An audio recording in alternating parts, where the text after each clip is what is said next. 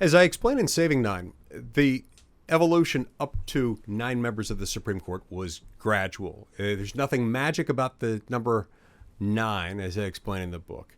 It is, however, the number that we arrived at little over 150 years ago.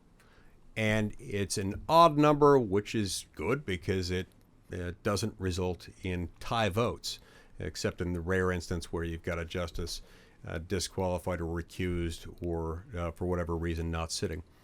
And it also has proven to be a workable number in terms of just workforce, human resources within the court.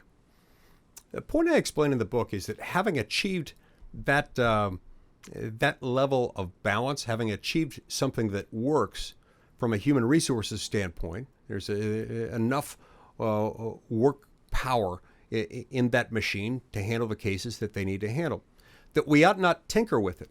Because if we start tinkering with it, especially as politically central as the Supreme Court seems to have become lately, there will be an irresistible urge whenever you have a shift in power, whenever a different party acquires control of the House of Representatives, of the Senate, and the White House, to increase further the number of seats on the court to give the incumbent president and his party a chance to remake the court in their own image.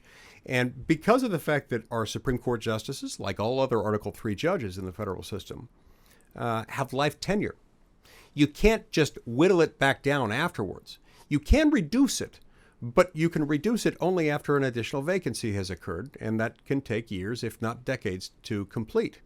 And so, as a result of that, you'd have a one-way ratchet effect, in which every time it shifted, you'd have probably 4 justices added at a minimum, and then it would go the other direction. Before long, the court would stop looking like this focused judicial body and would start to resemble the intergalactic Senate in Star Wars, this enormous body that is enormously political and fickle. No one wants that. So who's Palpatine in this metaphor?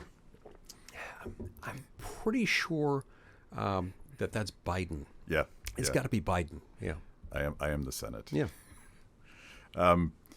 We've talked about this many times on this show and elsewhere, but I think one of the most important insights you've given me is that the move over the last generation to centralize more and more power in Washington, D.C. heightens the not only the tension, but the desire to control that power. And we see that in the presidency, but this strikes me as that same dynamic playing out in control of the courts. We didn't get what we wanted. They're stopping us from doing our sweeping agenda, so let's intimidate them. And that's the history of this. It's about intimidation. That's exactly right.